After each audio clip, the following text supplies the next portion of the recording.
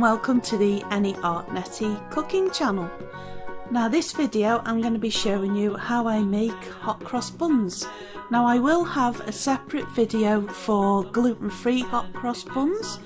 It's a little bit different but the ingredients are pretty much the same. Coming soon. Now I'm joined by the Heathen Emporium with this video because I'm going to make a twist on hot cross buns. Instead of crosses we're going to have runes. So you'll see instead of me piping crosses on them I'm going to make them look more like maybe Ragnar or Floki, Lagerfeld would have eaten them rather than your traditional ones, just a twist on a favourite recipe. Yes, we know the Muffin Man. So these are all the ingredients I'm going to use. I've got them all in front there, apart from for the cross. So we've got a 7-gram sachet of yeast, and that's going to be in warm milk. You can do it the other way where you put it straight in the flour. I'm showing you the option where I add it to warm milk. So I've soaked the dried fruit mix there in hot water. I'm also going to add a teaspoon of vanilla essence. There's 1 egg which has been beaten there already, whisked up. I'm using 50 grams of butter. I'm using this stalk which is brilliant for baking. 500 grams of flour, and I'm using a strong bread flour. There's 75 grams of caster sugar. And I've got some glacier cherries there, and there's nutmeg, cinnamon and mixed spice, and also a grated orange peel just from one, and just a little bit of oil as well. So I've put all of these ingredients together here, apart from the mixed fruit.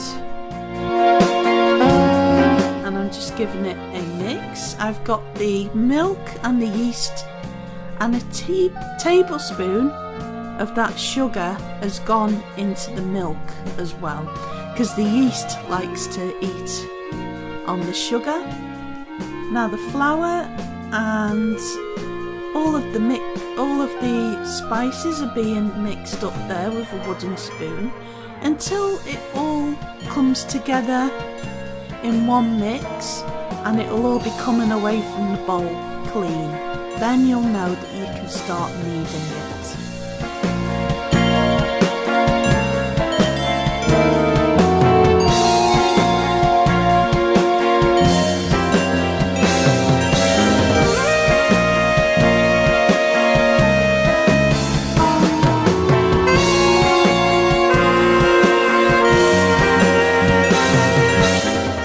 Now this is very similar to making bread, but it's more enriched because you've got egg in there and you've got milk as well.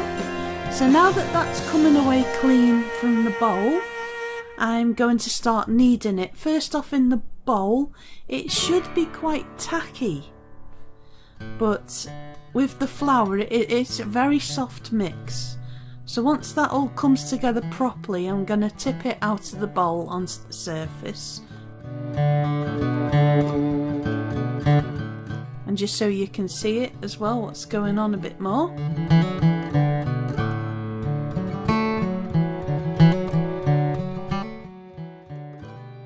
I'm going to add the cherries and the dried fruits.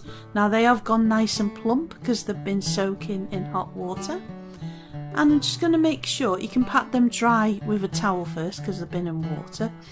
But I'm just going to make sure that they're all incorporated into that dough mix before I pour it out onto the surface.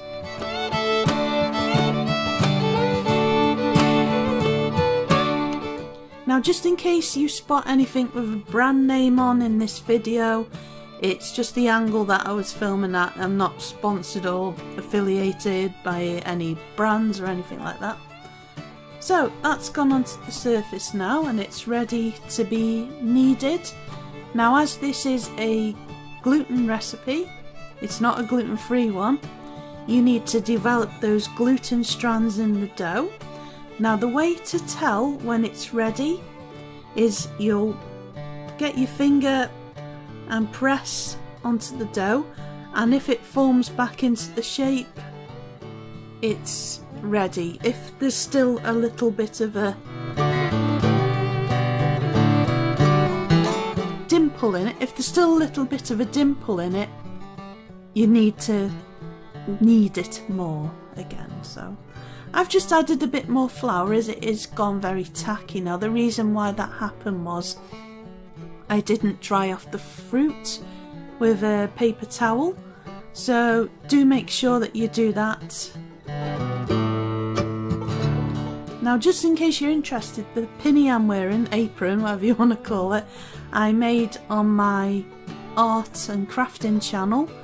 I do some sewing machine videos, and if you're interested in watching that, it's not the most amazing technically made ever apron in the whole world, but I'll provide a link in the description. So you just seen I made a dent there in the dough with my finger, and it didn't fully spring up. There was still a little bit of a dimple in there, so that means I need to knead it more.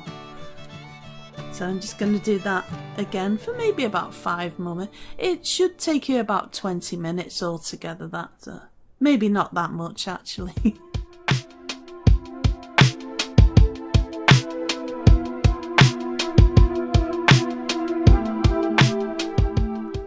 So there's the tester there,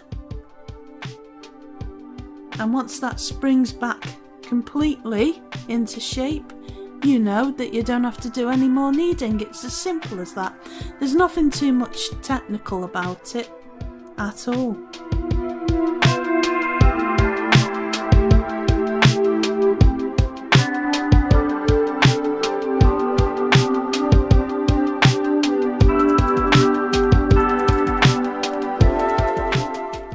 So, if you would like to follow this recipe, obviously you can watch the video, but I'll go more in depth in a print off which will be available in the description below.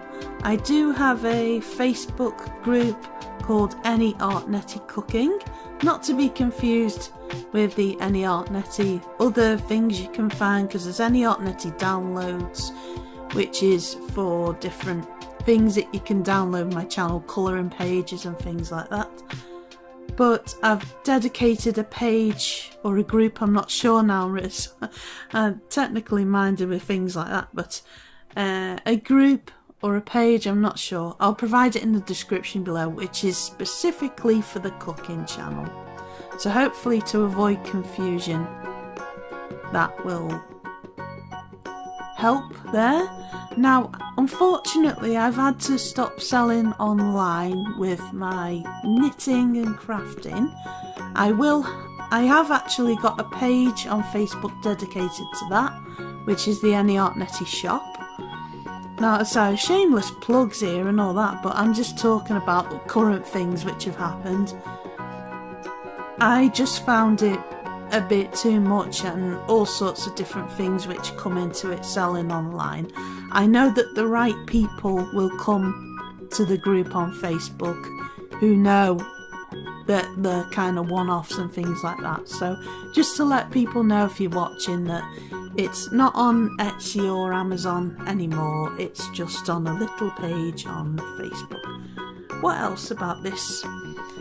Oh, colouring pages galore on the downloads and everything, but specifically for the, there we go, you know it's ready, that dough. Specifically for the cooking, it's Any Art Netty Cooking, so all that will be down below anyway. So just to avoid confusion, because there is kind of a few different groups and that, so there we go. The recipe will be in the Any Art Netty Cooking page. I'm just getting some oil there and covering the inside of the bowl with that. Popped the dough in, and I'm gonna pop some cling film over the top, and I'm gonna leave that for maybe 4 hours, because the yeast will take longer than your usual bread recipe to double in size. So that's what you're looking for, is that dough to double in size. Because it's got egg and milk in it, I think it's something to do with proteins, but I might be wrong. But it will take longer to double in size because of that. So you probably need about, I'd say 2 to 4 hours more, but just watch for it to double in size. Now that happened, it worked, brilliant. And I'm going to mould them into the shape, and then I'm going to pipe on my designs as well, my room designs. And I think where I went wrong is, what I should have done is made them half the size that I did. I made them way too big.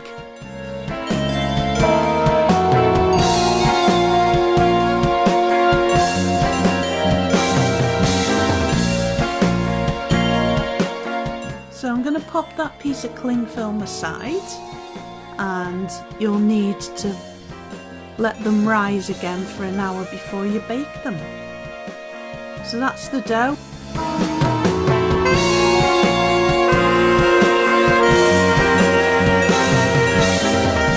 So I'm just pouring out that dough now onto the surface. There we are.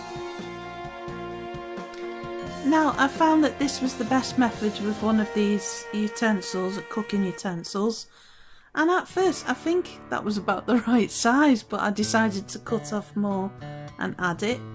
Now, the added bonus with this type of dough, with the gluten and everything, is you can do that because it sticks together well with all that gluten developed in it. So I'm just going to shape them now into 12, I think it was. Or did it work out 8 because I did them too big? But you should be able to get 12 or a good baker's dozen out of that amount of dough. Now, just to note, I was going to use greaseproof paper, but I found I'd run out, so I am popping them just on this foil tray at the moment. Now that is way too big. I would make them, maybe take about a third of that dough out of them. I'd just divide that piece of dough into 12. Yeah, it's way too big. But they're not gonna do that much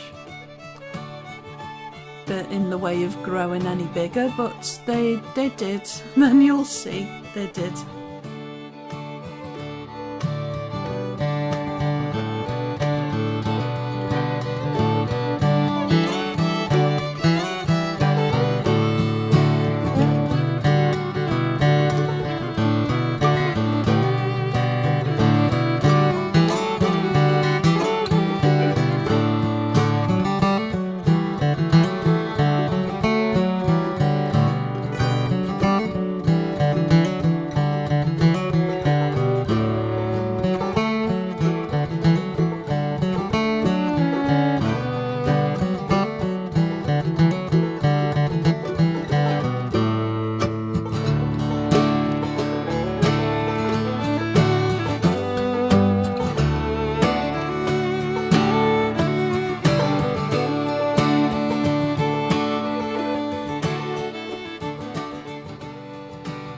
So I actually ended up with 10 hot cross buns.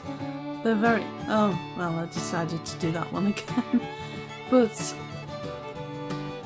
yeah, make them smaller than that, definitely. So what you're watching here is somebody who is not a professional at this, doesn't proclaim to be an expert in any way. I'm just a home baker. And this was me trying to make hot cross buns for the very first time. Now what happened was, it was around Easter. I think it was Easter Sunday I was making these, or Easter Monday. And I'd ordered the shopping online and there wasn't any hot cross buns available. They were just out of stock. So I thought, right, I'm going to make my own. And I did get ingredients in just in case, because I wanted to bake some and put them in the freezer for my partner. These ones are for my partner. what I'm doing, I'm redoing them and making them bigger again. So you live and learn, and you realise they were too big. But he said, and I quote that he said they were very, very tasty. Just a bit big, but he said he liked them better than he found. I don't know what anyone else finds, because I don't think I've ever had hot cross buns. I'm not sure. I have had hot cross buns now because I made gluten-free ones in a video coming soon. But the in-store bakery ones always seem to be the best ones, and they always do these funny ones with lemon curd in and all sorts of crazy things with chocolate in and everything like that. So he said he liked them better than the in-store ones, and he really liked the in-store ones. So like I said, I'm definitely going to make them again. So we're going to let these massive hot cross buns prove for maybe about an hour. I've just covered that cling film in a very, very thin layer of oil so the buns don't stick to that cling film while they're proving. I thought they can't really prove or get any bigger really by that much, but yeah, they did. So leave them for an hour and we'll come back and then I'll see what they're like. And I'm going to make this cross paste, I shall call it. I've heard some people calling it slurry. I don't really like the sounds of that. So 75 grams of plain flour, and just add 1 tablespoon at a time of tepid water.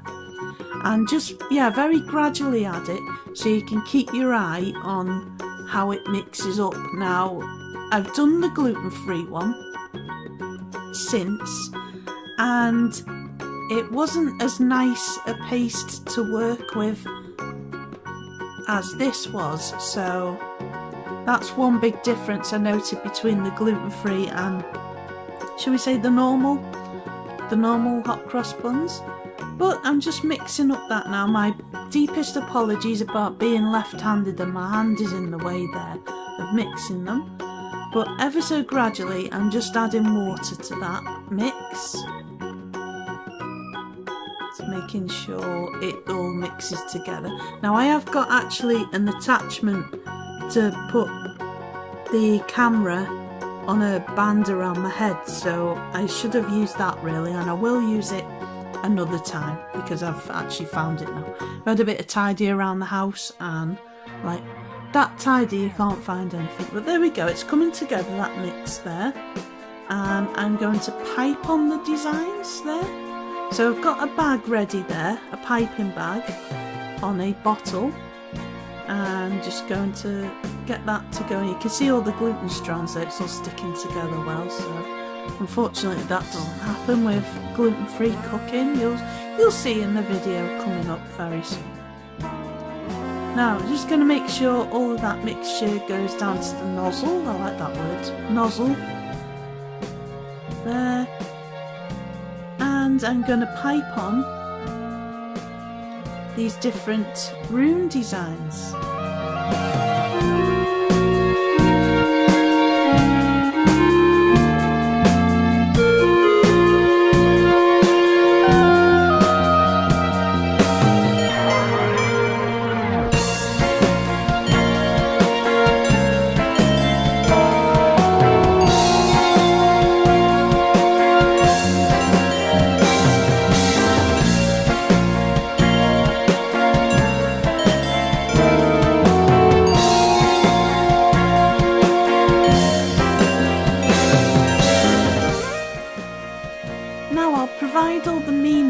Of those specific rooms in the description below if you're interested. Now there is apparently quite a lot of different rune, I shall call them alphabets, but I worked on just one set specifically. Now they may not be 100% accurate. I might have actually spelt out that Helga has massive boobs on them or something weird like that, but they're just basically for decoration. It's not anything 100% serious. It was just a fun play on hot cross buns instead of doing your normal traditional cross, I just thought it'd be fun to do this. So there they are, massive hot cross buns with rune designs on, and they're baked. Only took about 20 minutes at 200 degrees Celsius. Now, I'd actually let them cool down first and then you can toast them, but we can see what the inside of them is like, and they're baked lovely, nice steam coming off. I'm just going to put some butter on and serve them nice and hot. I hope that you enjoyed that. The recipe will be available soon to print off in the description below. I'll put it so it's in a Google Drive document, and also so you can look at it on the Facebook group if you wish to join. All that needs saying is thank you ever so much for watching. Hope you like this recipe. I'll be doing it again in a year, so we'll see hopefully the difference and do them maybe half the size of them. So again, the gluten-free recipe is coming very, very soon, not to leave out my fellow celiacs, gluten intolerance people. And there we are. I'll put a lovely glaze of apricot jam on the top of that as well. Just need to heat up maybe a few tablespoons of jam until it's nice and hot with no lumps in it, and just brush it over the top of the hot cross bun and you're done. So thank you again, thank you ever so much for watching, I really appreciate it. More videos coming soon, and thank you and bye bye for now.